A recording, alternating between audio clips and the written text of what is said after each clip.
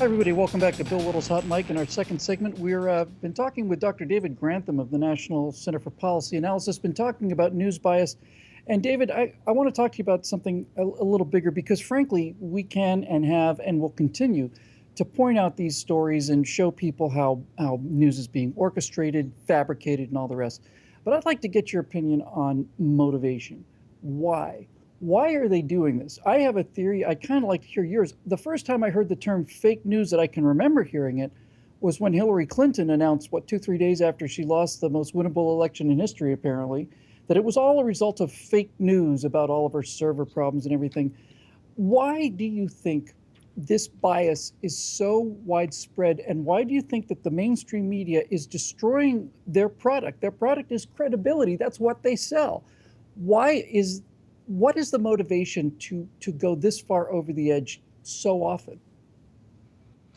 That's a great question, and I wish I had a succinct answer for you, but I often point back to, it's kind of a philosophical answer, if you will, but I often point back to the difference between your political identity and identity politics and the love of your country, or the framework that you live under a constitutional republic. And it's kind of high-minded, but at the same time, I think it really explains and helps anticipate where these ideas come from and these reactions. Because when you look at identity politics, when your identity is wrapped up in the politics of it, then there is no level of disregard that you will reach, because at the end of the day, your identity is really all you have, versus looking at it as, we have a country to protect, we have to provide something, a semblance of truth within a world that's lacking of it.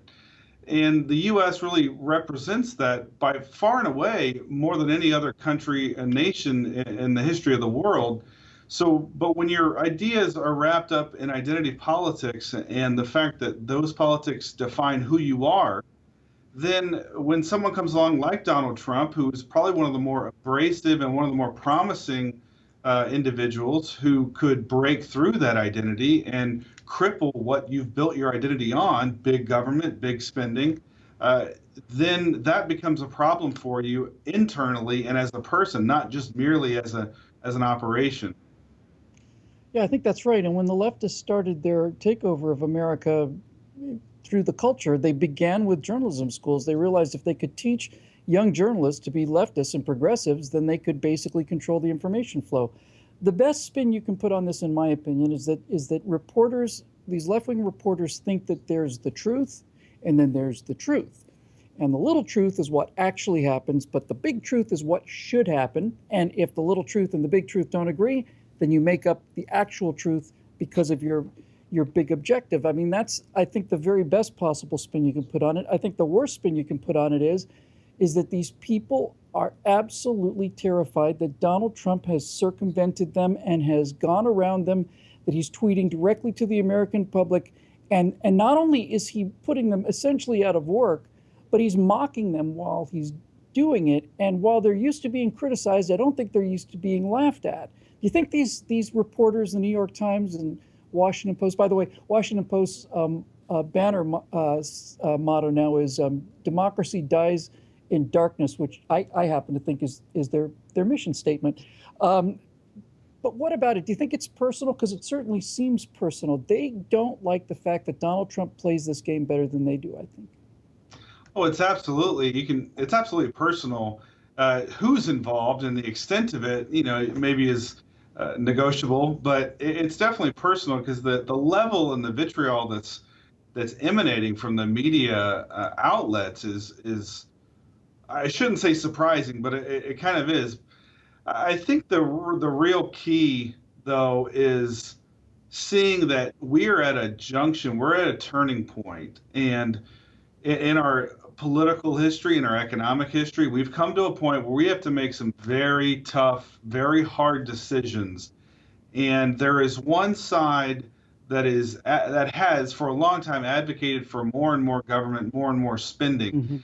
They see that realized with President Obama. They were getting there. And then when Bernie Sanders comes along, he's offering, like Rush Limbaugh says, it's hard to run against Santa Claus, and that's what Sanders was representing. So they saw almost the culmination of their wildest dreams from Obama to Sanders, and then Hillary would at least have maintained what Obama had built.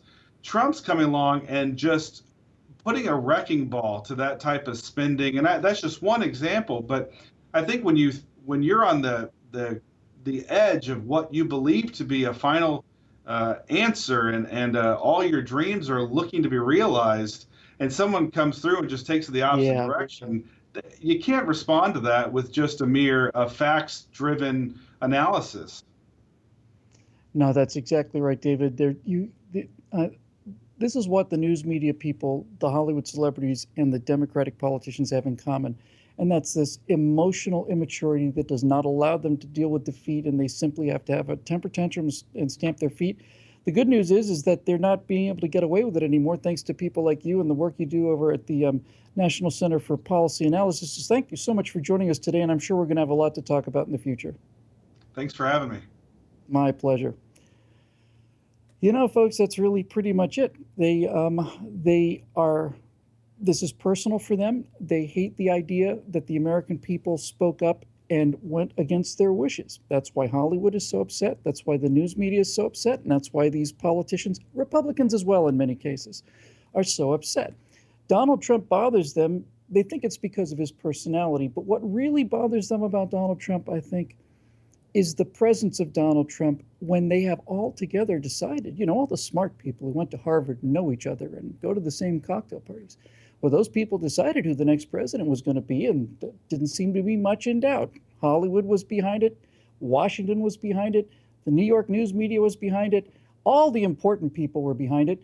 And those American people, those rotten, low-life scoundrels, got up on their hind legs and just ran the whole thing off the rails. How dare they? How dare they tell us how to tell them how to run the country? That's what happened. That's why they'll never get over it. I hope they never get over it. It's really fun watching heads explode. Hey, speaking of exploding heads, turns out that we've got two good news stories that we talked about last week. The stories are horrible, but the results are kind of cool. Let's talk about the first one. As you probably know, we talked last week about a show that's running in the Shakespeare in the Park in New York City. It's one of the nice things about New York City is open-air Shakespeare presentations. They are doing a production of Julius Caesar, and as you probably remember from your Shakespeare, because most of our audience has read books as opposed to most of the other audiences on the other side, as you can see here, this one is set in the present day. That's not unusual, but the blonde-wigged Caesar is being knifed to death, and guess who that person is? Well, it's Donald Trump.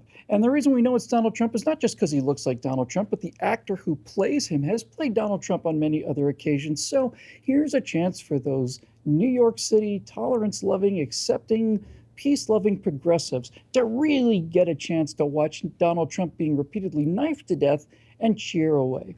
Well, unfortunately for them in this production, the sponsors of this show, many of them have been sponsors for quite a long time, have decided, you know what, this has actually crossed a line, and we all know what's going on here. Don't lie to us. The producers of the show saying, we're not inciting violence or suggesting any violence towards the presidents. Spare me, please. If you're going to lie to me like that, come lie to my face so I can answer. Of course you are. Of course you are. This is progressive murder porn is what it is. We didn't mean to suggest that this is the president or that we intended any violence towards him. Please, please, we're not as stupid as you think we are. We couldn't be. So there's that. But the good news is Bank of America, out of there. Delta Airlines said, no, this crosses a line and this isn't art. This is just plain disgraceful, and we're out of there. So thank you, Delta Airlines. Thank you, Bank of America. And if we keep up the pressure, there will be more of these people removing their sponsorship. Let's be crystal clear about this, by the way. These people have a right to produce Shakespeare any way they want to. They absolutely do. They have a right to put on a show and stage it any way they want to do it. And if they want to do that, so long as they're not openly calling for the murder of the president, that is their artistic right, and it's defended by the First Amendment.